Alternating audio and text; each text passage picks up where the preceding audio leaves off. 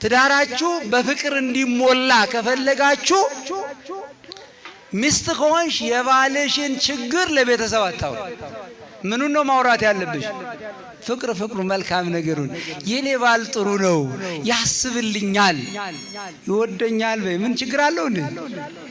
ባልም ደግሞ ከሆንክ የሚስትህን ክፉ ነገር እያወጣ ለቤተሰብ አታስጣ። ምክንያቱም ቤተሰብ ያንተን መልካምነት ስለሚወድ ይጠላታል። ከጥሷን አንተ እስካትጠላሃት በኋላ እንዴት አድርጎ ነው ቤተሰብ ያንተን የሚወደው? ልክ አይደለም። ስለዚህ ለቤተሰብ የምትነግረው ምንድነው ማለት ነው? የኔ ሚስት ውብ ናት፣ መልካም ናት፣ ታስብልኛለች ነው። ቅድም ደግሞ የገባችሁትን ቃል ኪዳን በደንብ እንድትጠብቁ ነው። ከዛሬ ጀምሮ ነው ያሉት። ይኸው ስሙ ሁላችሁም። ሚስቴ ትሆነኝ ዘንድ ወድጄ ምን ብያለሁ? ተቀብያታለሁ። ከመቼ ጀምሮ ነው? ከዛሬ። የት? በኦርቶዶክሳዊት ቤተክርስቲያን ጉባኤ ፊት ነው ያሉት። ይሄ ኦርቶዶክሳዊ ጉባኤ ነው፣ እዚህ የተሰበሰብነው። ከታቦቱ ጋርም ከብሮ የምታዩት ለዚህ ነው። ሙሽሮች ክብር በቤተክርስቲያን ስለሆኑ እስቲ ለሙሽሮቹ ልበሉና ጨብጭቡላቸው።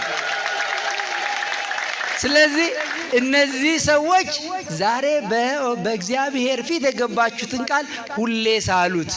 ሁሌ ለምሳሌ እዛ ጋር የተቀመጡት መከነች፣ ሰነፈች፣ አመማት፣ እንዲሆናች፣ ተቸገረች በሚለው ምክንያት ሁሉ ምን አለ? አልፈታትም፣ ወድጄ ተቀብያለሁ።